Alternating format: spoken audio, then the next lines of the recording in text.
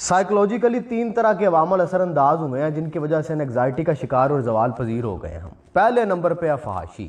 آج 17-18 سال کا ایک بچہ حسین ترین نوجوان عورت کو مکمل براہ نہ دیکھ سکتا ہے، وہ بھی ایک کلک پہ پورن سائٹس کے اوپر جا کے۔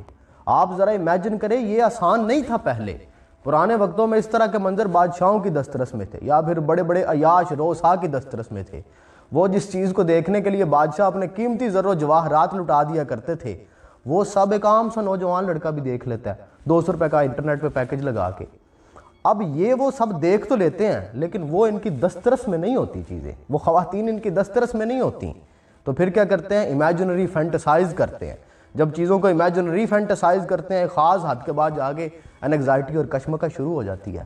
پھر شادی شدہ لوگوں کی زندگیاں بھی اس لیے ہجان کا شکار ہے کہ آئیڈیلائز کیا ہوا ہے انہوں نے اسکرین کے ان لوگوں کو، جس فزیک اور بیوٹی کو آئیڈیلائز کر کے رکھا ہوا ہے۔ اب گھر والی میں وہ ہے نہیں، اس بیچاری کے پاس تو ریسورسز نہیں ہیں، وہ کیسے مینج کرے گی اس آئیڈیلائزیشن کو؟ جن کی تصویریں یہ لڑکے اپنے موبائل فون میں لے کے پھر رہے ہوتے ہیں شادی شدہ ہوتے ہوئے بھی، یہ ان خواتین کے ایک دن کے اخراجات نہیں برداشت کر سکتے۔ نتیجہ انفیریئرٹی کمپلیکس۔ اب دوسری وجہ ہے ڈی سینسٹائزیشن۔ پہلے کوئی ہاتھ یا کسی کا بازو دیکھ لیتا تھا نا تو تحریک پیدا ہو جاتی تھی۔ آپ اپنے باو اجداد سے، اگر کسی کا دادا دادی زندہ ہیں یا کسی کے والدین بڑی عمر کے ہیں، ان سے پوچھ کے دیکھ لیں، وہ آپ کو بتائیں گے کہ کسی کا ہاتھ نظر آ جاتا تھا، بازو نظر آ جاتا تھا، تحریک پیدا ہو جاتی تھی، ہلچل مچ جاتی تھی۔ اب یہ سب کچھ اتنا عام ہو گیا ہوا ہے کہ تجسس ہی ختم ہو گیا، تحریک ختم ہو گئی ہے۔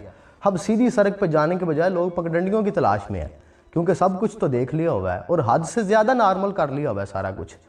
اب دوسرا رخ ایک اور دیکھیں اس ڈی سینسٹائزیشن کا۔ جب غزہ کا یہ معاملہ بنا ہے، فلسطین کا یہ معاملہ بنا ہے، تو 4-6 دن کے لیے بڑا ہی کوہرام مچا پاکستان کے اندر بھی۔ سوشل میڈیا کے اوپر آگ لگا دی انہوں نے، یہ سوشل میڈیا وارئرز کے، کہ غزہ کے اندر تو بچے شہید ہو رہے ہیں، ہم سے وہ دیکھے نہیں جا رہے، لیکن بچے تو اب بھی شہید ہو رہے ہیں وہاں پہ۔ ختم ہو گیا سارا کچھ بھی ختم نہیں ہوا، سارا کچھ آج بھی اسی طرح ہو رہا ہے، لیکن اب یہاں پہ یہ سارا کچھ نارمل ہو گیا ہے۔ ڈی سینسٹائزیشن ہے یہ۔ اور تیسری سب سے بڑی وجہ علم سے دوری۔ میرا یقین کریں یہ علماء کا ہی کام تھا جب اللہ نے عروج بخشا، لیکن یہ سارے کے سارے اب بٹ گئے ہیں فکری طور پہ۔ مسلمان صدیوں تک دنیا کے حکمران رہے اور انہوں نے اسلام کا پرچم لہرایا پوری دنیا پہ۔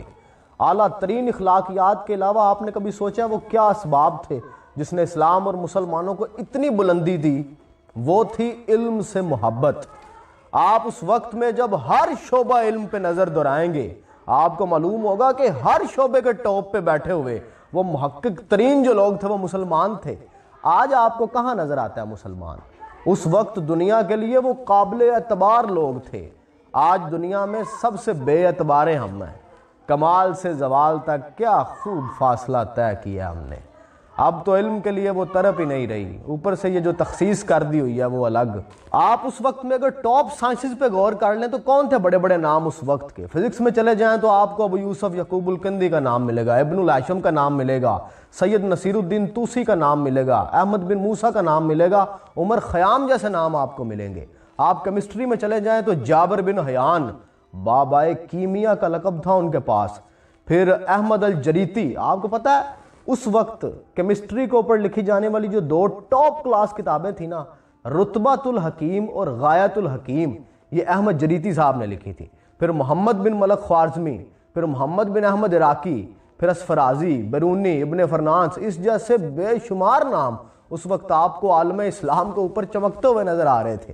کاسمالوجی میں محمد بن عبد الرحمن، جابر بن زرکال، علامہ ابن یونس، الخ بیگ، اس کے علاوہ دنیا کے ہر موضوع پہ اس عصر کی جدید ترین تحقیق مسلمانوں کے پاس تھی۔ یورپ اس وقت کہاں کھڑا ہوا تھا علوم و فنون کے اندر، یہ جان کے آپ کو آپ کے اسلاف پہ رشک آ جائے گا۔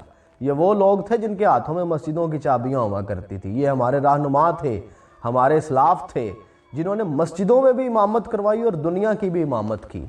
مگر پھر یوں ہوا جانا، جگر کا خون ہوا جانا، تیرے سر کے اشارے پر ادائے کافرانہ سے، نگاہ قاتلانہ سے گھائل ہو گئے ہم بھی، بڑے بے باک پھرتے تھے مائل ہو گئے ہم بھی، سخاوت کرنے آئے تھے اور سائل ہو گئے ہم بھی۔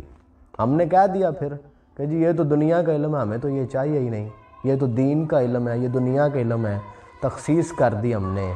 اور پھر کہانی ختم ہوئی اور ایسے ختم ہوئی کہ سبھی رونے لگے تالیاں بجاتے ہوئے۔ میں اکثر اپنے دوستوں کے پاس بیٹھا ہوں نا تو وہ کہتے ہیں کہ اسلام پہ دوبارہ عروج آئے گا، مسلمانوں پہ دوبارہ عروج آئے گا. تو مجھے لگتا ہے، میں انہیں کہتا ہوں کہ یار مسلمانوں پہ یہ جو کرنٹلی مسلمان ہم ہیں نا انڈو پاک کے اندر، ہمارے اوپر دوبارہ عروج نہیں آنا. مسلمانوں نے عروج دیکھ لیا ہوگا، اور قرآن کی وہ آیت تلک الایام کہ ہم بدلتے رہتے ہیں ان ایام کو قوموں کے درمیان. وہ حام، سام اور یافس، پہلے اللہ نے حام کی اولاد کو دی دنیا کی امامت، بڑا نام دیا، دنیا پہ حکومتیں کی، عروج آیا، وہ افریقن سارے تھے. پھر سام کی اولاد کے پاس آیا عروج، وہ ساری جنہیں ہم کہتے ہیں سامی ریلیجنز کے لوگ، سمیٹک لوگ، ان کے اوپر اللہ نے بڑا عروج دیا. اب یافس کے بیٹوں کا کام ہے، اللہ نے اب ان کو عروج دیا. یہ جس کو آپ دیکھ رہے ہیں نا جو عروج پہ جا رہے ہیں، یہ یافس کی اولاد میں سے ہیں سارے. اب ایسا تو نہیں ہو سکتا کہ ان مسلمانوں کے اوپر عروج آئے، لیکن اسلام نے تو عروج پہ آنا ہے. اور مجھے لگتا ہے کہ ان مسلمانوں پہ عروج نہیں آئے گا، وہ لوگ اسلام قبول کر لیں گے. جو عروج پہ ہوں گے نا ان کو اسلام کی سمجھ آ جائے گی، ان کو توحید کی سمجھ آ جائے گی، ان کو اللہ کے پیغام کی سمجھ آ جائے گی، وہ لوگ اسلام قبول کر لیں گے، کیونکہ ان کے پاس باقی ساری کوالٹیز ہوں گی. اشفاق صاحب نے بھی 2 دہائیاں قبل ایک بات لکھی تھی کہ مغرب کے مسلمان ہمارے رہنما ہوں گے. ہمارے رہنما وہ ایسے ہی ہوں گے نا کہ جب وہ اسلام قبول کر لیں گے. انہوں نے اسلام کو بڑے ٹھوک بجا کے قبول کیا ہوا ہے، ہر لحاظ سے پڑک کے. ہم نے جو ہے وہ ہمیں وراثت میں مل گیا، ہمارے گھروں میں اسلام تھا، مسلمانوں کے گھر پیدا ہو گئے، ہمیں تو پتہ ہی نہیں اس نعمت کا، نہ ہم نے قدر کیا اس نعمت کی. تو اس مسلمانوں پہ شاید دوبارہ عروج نہ آ سکے، ہاں اسلام پہ عروج دوبارہ ضرور آئے گا. اور وہ اسی طرح آئے گا کہ قبول کر لیں گے وہ لوگ اسلام، انہیں سمجھ آ جائے گی اللہ کے پیغام کی، اور پھر سے جو ہے وہ انشاءاللہ